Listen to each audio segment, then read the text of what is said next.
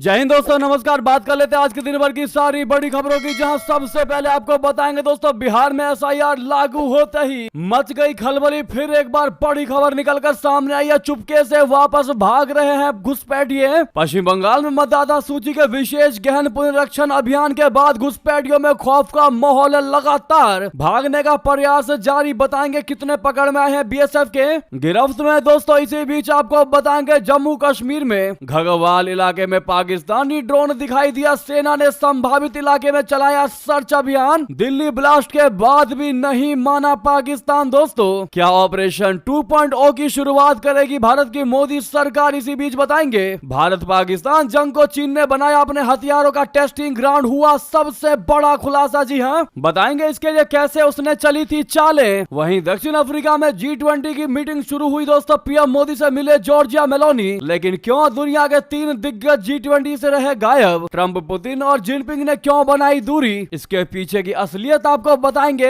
एक से एक बेहतरीन खबर बताएंगे दोस्तों। बस आप वीडियो के लास्ट तक बने रहिएगा। और खबरों में आगे बढ़ने से पहले अगर आप भी मानते हैं कि चुनाव आयोग द्वारा एसआईआर लागू करना एक बहुत बेहतरीन कदम है और इससे देश में पलप रहे दीमक को निकालने का बिल्कुल सही जरिया है, तो वीडियो को लाइक करके, चैनल को सब्सक्राइब करके, बेल आइकन दबा के कमेंट में जय हिंद अवश्य कहिएगा। दोस्तों, बात करते हैं पहली सबसे बड़ी और चौंका देने वाली खबर की, जहां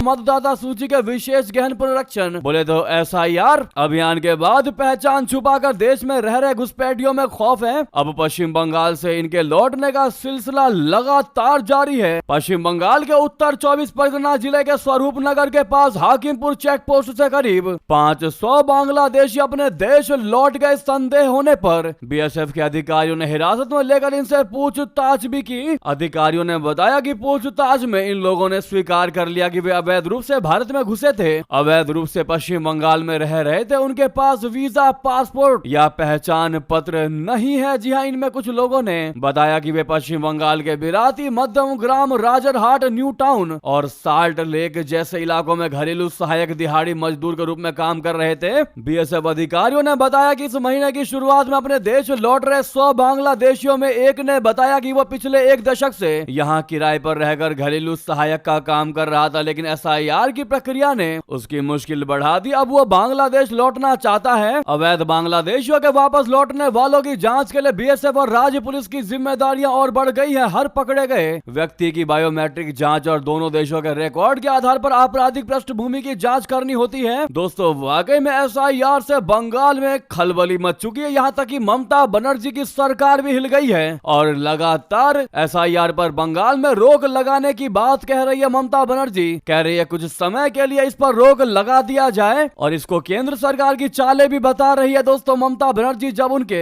अब पैर कांपते नजर आ रहे हैं तो केंद्र सरकार पर यह आरोप लगा दिया, जबकि एसआईआर चुनाव आयोग की ओर से लागू किया जाता है। और दूसरी चीज, ऐसा लग रहा है जैसे ममता बनर्जी को डर सता रहा हो कि अगर एसआईआर लागू हो गया और बांग्लादेशी वापस भाग गए या फिर घुसपैठिए निकल गए तो उनका वोटर कम हो जाएगा। क्या लगता है दोस्तों आपको? क्या कुछ यही डर सता रहा है ममता बनर्जी को, या फिर कोई और नया खुलासा होना बाकी है इस मामले पर? अब आपकी जो भी राय हो, लेकिन अगर आप भी मानते हैं ये एसआईआर कहीं लागू हो चाहे ना हो, बंगाल के लिए बहुत बेहतरीन और कारगर काम करने वाला है, तो राय के साथ साथ वीडियो को लाइक जरूर करिएगा। जितना ज्यादा आज हो सके दोस्तों इस वीडियो को शेयर कर दीजिएगा। जहां पर भी आपका ग्रुप हो, व्हाट्सएप, फेसबुक, एक्स पर दोस्तों, तो वहीं आपको बहुत बड़ी जानकारी बता दें।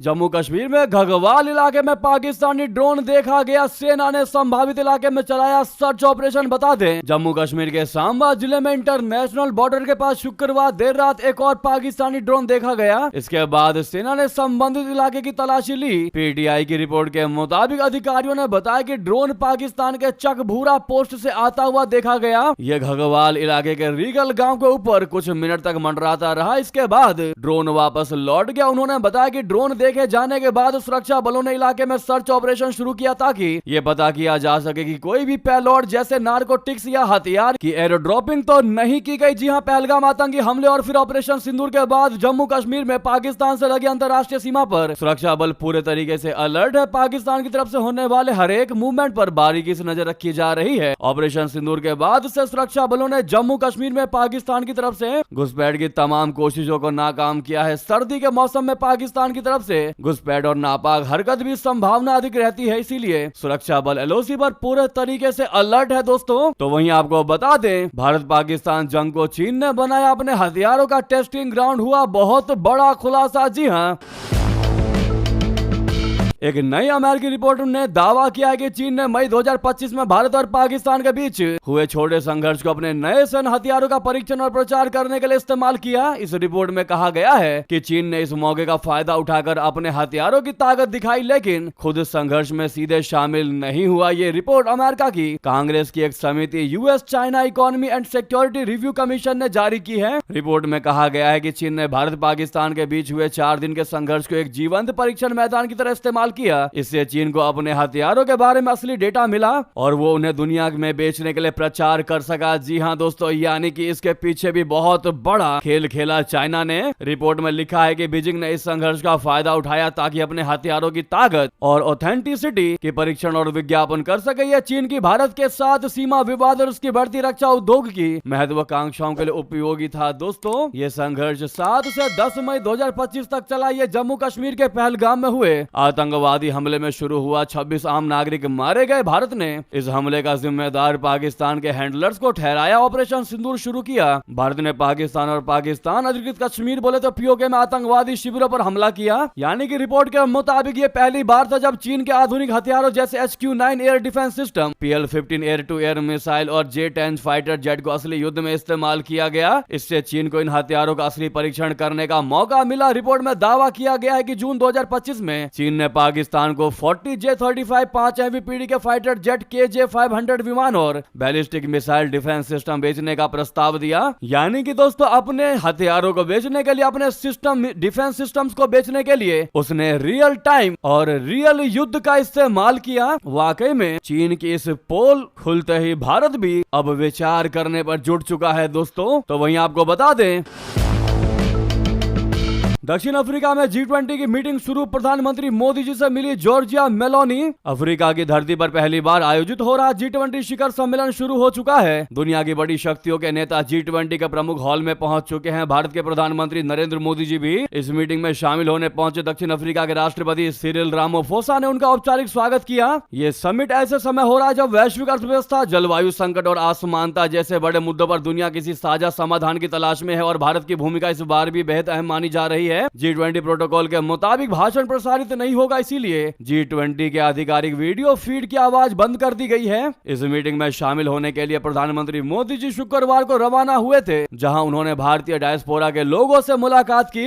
दौरे के दौरान प्रधानमंत्री मोदी जी कई अहम द्विपक्षीय मुलाकातें भी करेंगे। सबसे महत्वपूर्ण बैठक जापान की नई प्रधानमंत्री साने ताकाइची के साथ तय है, जिनसे वे सम्मेलन से अलग बातचीत करेंगे। इसके साथ ही प्रधानमंत्री 21 से 23 नवंबर तक चलने वाले अपने प्रवास में छठे IBSA बोले तो भारत, ब्राजील और दक्षिण अफ्रीका शिखर सम्मेलन में भी भाग लेंगे। वही सबसे बड़ा सवाल दोस्तों यह है कि दुनिया के 3 सबसे बड़े दिग्गज देश G20 से गायब क्यों रहे? ट्रंप, पुतिन और जिनपिंग ने क्यों बनाई दूरी? बता दें। 20 साल के इतिहास में पहली बार ऐसा हो रहा है कि G20 समिट साउथ अफ्रीका में आयोजित किया जा रहा है। इस ऐतिहासिक मौके पर प्रधानमंत्री मोदी जी तो पहुंच गए, लेकिन उनके अलावा बाकी बचे 3 दिग्गज नेता नहीं पहुंचे। दोस्तों, माना जा रहा है कि ट्रंप ने गोरे किसानों पर अत्याचार का मुद्दा उठाकर दूरी बनाई है। वहीं व्लादिमीर पुतिन नहीं आए क्योंकि गिरफ्तारी का खतरा है। ICC ने यूक्रेन युद्ध को लेकर पुतिन के खिलाफ गिरफ्तारी वारंट जारी किया हुआ है। ऐसे में अगर पुतिन वहां पहुंचते हैं तो उनको गिरफ्तार किया जा सकता है। इसी डर की वजह से माना यह जा रहा है कि पुतिन इस खतरे की वजह से नहीं पहुंचे हैं। वहीं अगर चीनी राष्ट्रपति जिनपिंग की बात करें तो उनकी तबीयत बिगड़ी हुई है, तबीयत ठीक नहीं है, इसीलिए उनके नहीं आने की खबरें हैं। मीडिया रिपोर्टों के अनुसार उनकी तबीयत ठीक नहीं है, इसीलिए उन्होंने यात्रा की बजाय चीनी प्रधानमंत्री ली कियांग को प्रतिनिधि बनाकर भेजा। जी हां दोस्तों, इसी बीच ये थी की सारी बड़ी खबरें। आपको खबर कैसी लगी कमेंट बताना बिल्कुल मत भूलिएगा। लगे हाथ तो वीडियो को लाइक करके, चैनल को सब्सक्राइब करके, बेल आइकन दबा के कमेंट में जय हिंद कह दीजिएगा। मिलता अगली बड़ी खबर में। यहां तक बने रहने के लिए आप सभी का बहुत बहुत धन्यवाद, बहुत बहुत आभार। जय हिंद, जय भारत।